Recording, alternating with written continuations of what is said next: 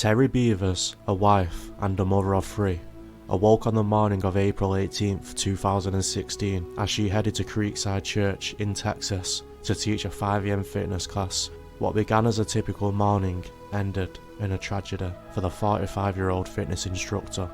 A 911 call was placed a little after 5 AM, indicating that Terri had been found brutally attacked and unresponsive inside the church. The caller, an attendee of her Camp Gladiator class, informed 911 that Terri was dead. Investigators traced the crime scene, noting that several doors were damaged and shattered glass was found throughout the halls of the church.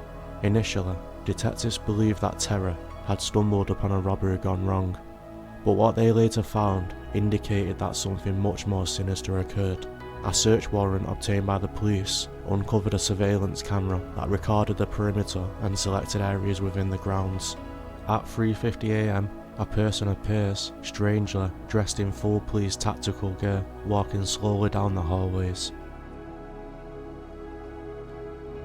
The person, whose gender and overall physical appearance is completely hidden, is seen casually opening and closing doors, smashing windows, and happily walking at a slow, calculated pace.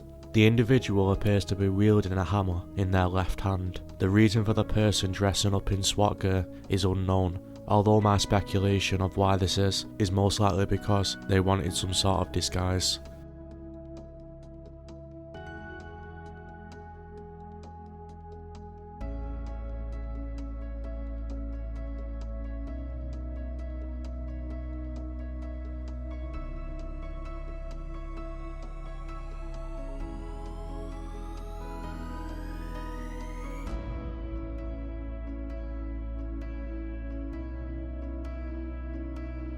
It does look like this person was trying to rob this church, because he was trying pretty much every door and he tried breaking into the first door.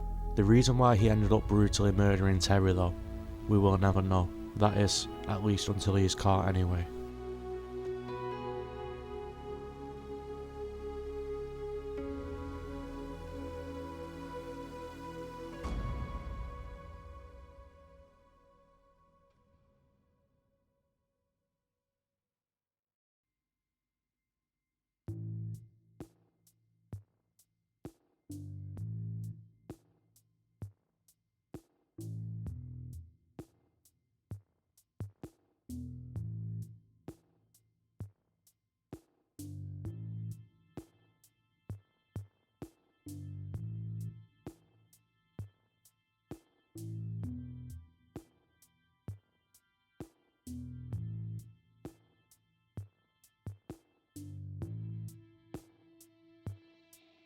This chilling footage definitely indicates that Terri's murderer was not a case of wrong place, wrong time. After all, it was now concluded she was sought out and murdered, though the motive still remains a mystery. Brandon Bevers was called immediately after his wife's body was discovered, but was dismissed as a suspect as he was out of town. Cooperating with law enforcement, Mr. Bevers allowed them to access phone records, laptops, and any other means of communication to see if the answers lied within his wife's personal life. Text messages between him and his wife indicated that the two were struggling both in their marriage and financially. In addition, police uncovered some suggestive messages between Terri and a couple of male acquaintances. Their communication deemed flirtatious and triggered potential motive into her brutal murder.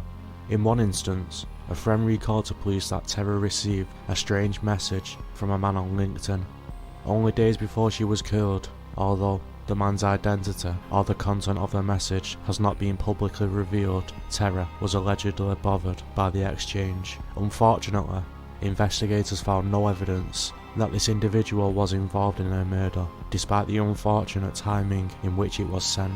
If adulterous allegations weren't enough, speculations began to arise when her father-in-law, Randy Bevers, brought a bloody shirt to the dry cleaners only a few days after his daughter-in-law's death. Now, before I move on with this story, Randy did have an alibi for this, and he did get away with it, but I feel he could potentially be the number one suspect in this murder. The reason for this is, when you look at the shape and height of the suspect in the CCTV footage and compare it to Randy, you have to admit They do look pretty similar.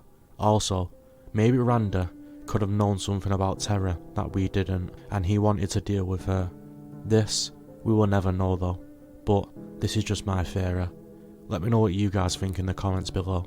Anyway, employees of the dry clean super centre contacted the police, in which a search warrant was obtained to gather the clothes. He claimed the blood came from his chihuahua, who was involved in a dogfight and had been injured. Although DNA testing supported his story, rumours began to swarm about his potential involvement in her murder. It didn't take people long on the web to start turning detectives on this case though. They noticed that Randy's walk was quite similar to that of the suspect on the surveillance footage. However, his alibi ultimately checked out, as he was too out of the state on that fateful morning, leading investigators at a dead end yet again. At a desperate attempt to get some leads on this horrendous murder, police revealed a potential piece of evidence to the public in January of 2017.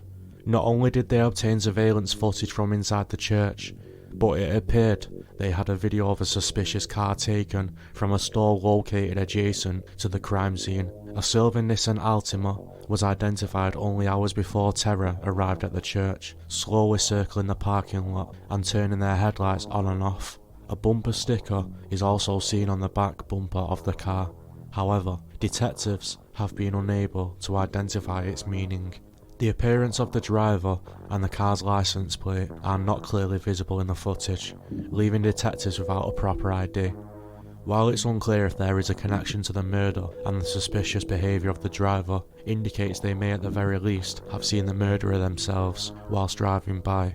To date, the Terri Bever's case is still cold and still unsolved. While a new detective was announced to take the lead on the case earlier this year, hundreds of tips have swarmed in without any leads. 3 young girls are left without a mother, and the town within Texas has not received any closure in this case. What transpired on the morning of the 18th of April 2016 shocked the nation and left the country wondering who killed Terri Bever. This we will only know when this case is finally solved. Thanks for watching anyway guys. If you made it this far, please like, comment, share and subscribe for more content like this, as I upload 3 videos a week. Peace.